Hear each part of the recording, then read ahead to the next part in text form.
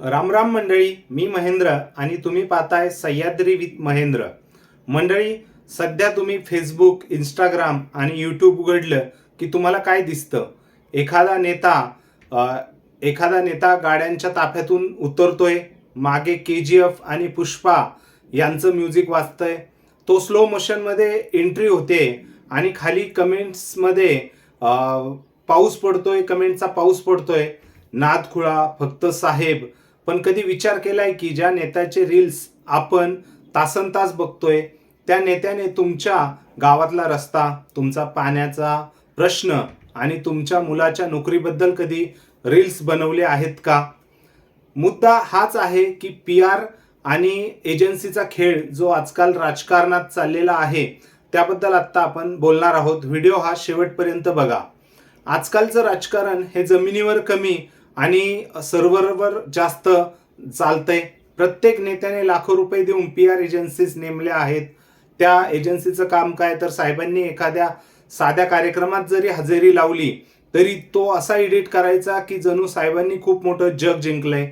ही पण मंडळी लक्षात ठेवा, एडिटिंगच्या जोरावर एखादा माणूस हिरो दिसू शकतो, पण तो लोकप्रतिनिधी म्हणून कसा आहे हे फक्त त्याच्या कामातूनच दिसू शकतं.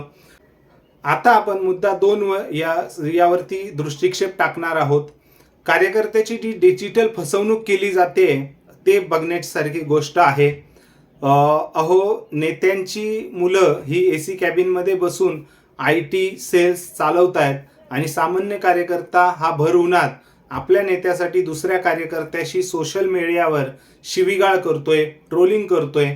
साहेबांची एका रीलसाठी हे तरुण एकमेकांचे दुश्मन होत आहेत, पण जेव्हा याच कार्यकर्त्यांना कामाची गरज पडते तेव्हा साहेब हे फक्त फोनलाही उत्तर देत नाही. असा हा गोंधळ सुरू आहे आणि ते तरुणाईला कुठे घेऊन जाणार आहे हे आता म्हणजे आपल्यालाच बघण्याची गरज आलेली आहे. आता आपण मुद्दा 3 कडे, मूळ प्रश्नाकडे येतोय की जे मूळ प्रश्न आहेत जे आपण सामाजिक एखाद्या लोकप्रतिनिधीकडनं घेतो, ते प्रश्न हरवलेले आहेत का?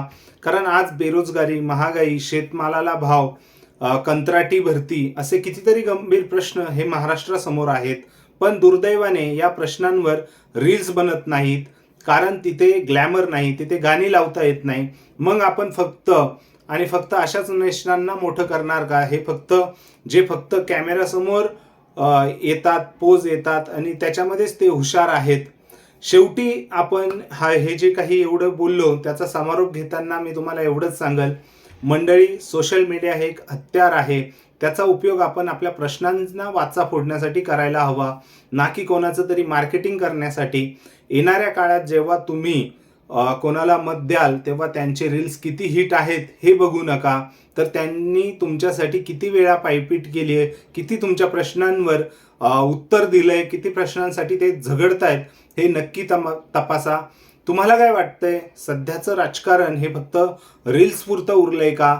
आणि तुमच्या भागात असे कोणते नेते आहेत जे फक्त कॅमेरा राजकारण करतात?